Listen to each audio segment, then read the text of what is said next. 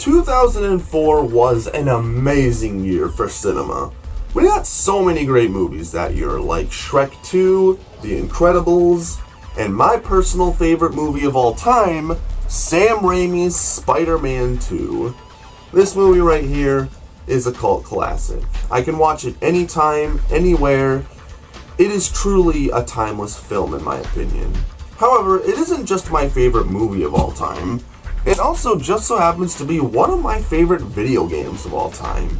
Treyarch's Spider-Man 2 was the first Spider-Man game to utilize an open world setting and have realistic web swinging physics. However, to say that the game's development went smoothly would be a complete and utter lie. The game went through several revisions and several cuts throughout development, from having cut boss fights to a cut sewer section that you can actually still access in the final game through the use of glitches. So in today's video, we're going to be talking about the beta of Spider-Man 2. Treyarch's version, not the Insomniac one.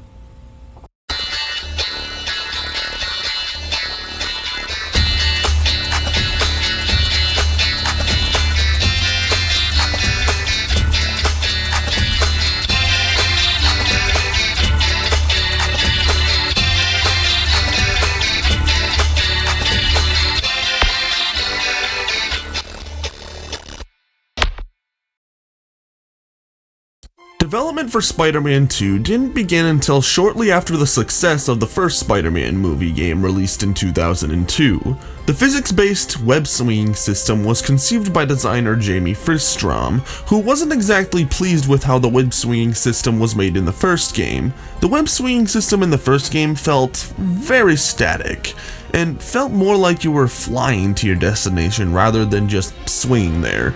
Fristrom wanted to develop a more realistic swinging system for the sequel game using Rocket Jockey as an inspiration.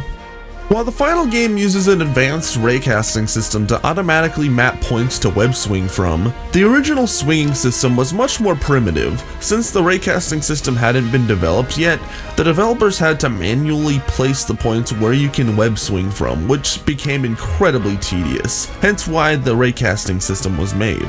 Fristrom demoed the game's web-swinging system to Activision executives, including the COO, who approved the system for the game.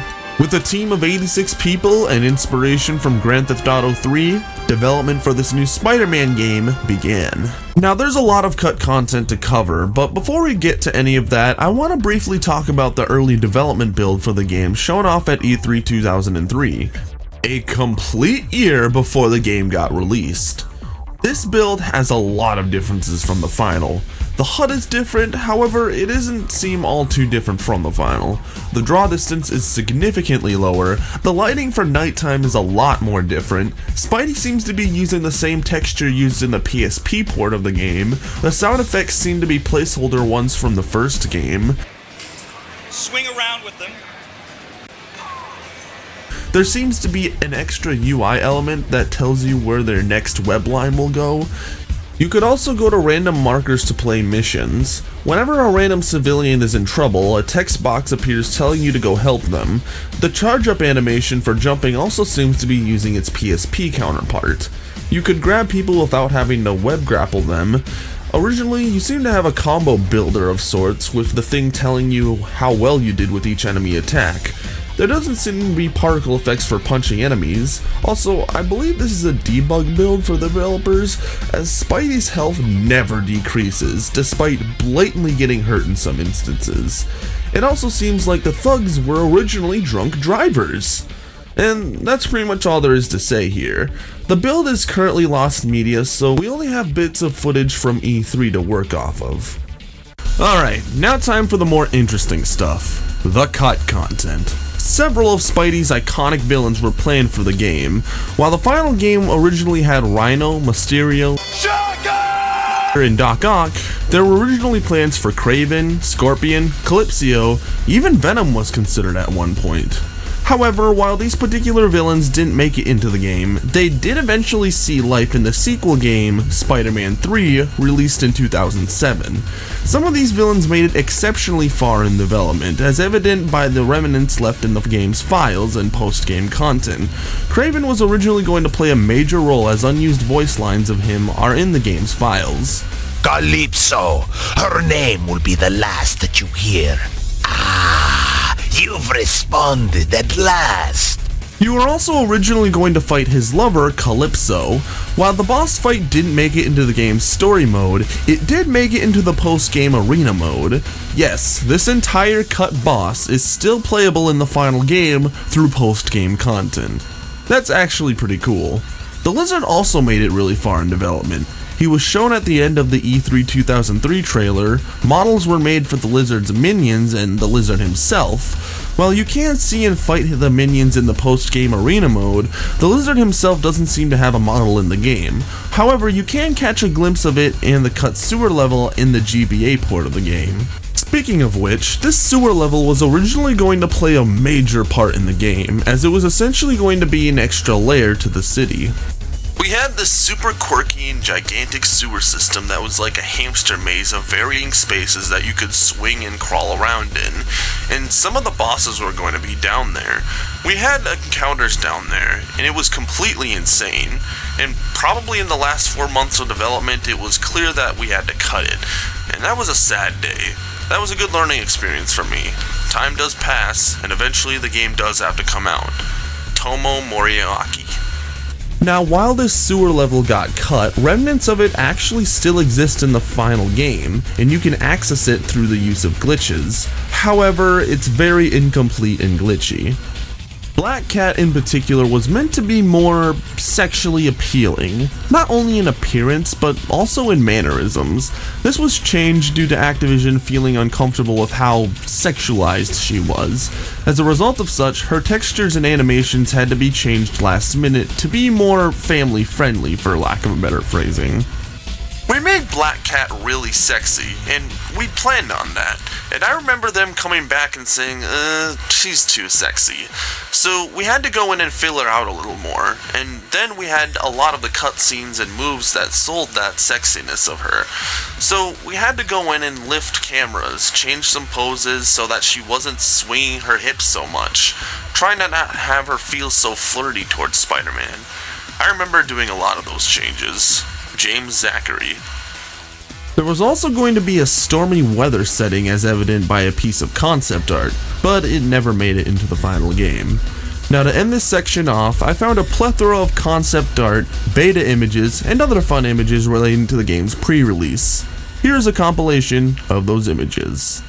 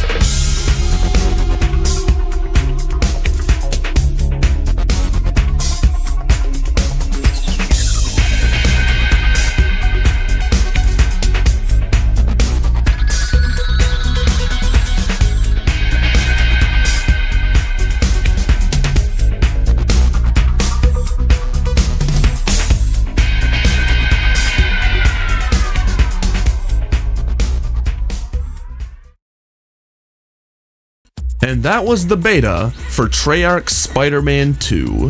While it does kind of bum me out that a lot of this content got cut, I still think that the final game we were left with is still an amazing Spider-Man experience. And hey, at least all of this content got to see life in the third Spider-Man movie game, which is awesome. Not a lot of cut content gets that treatment. But I believe that's all I have to say for today. Ladies and gentlemen, I am the Lotan17. Thanks for watching.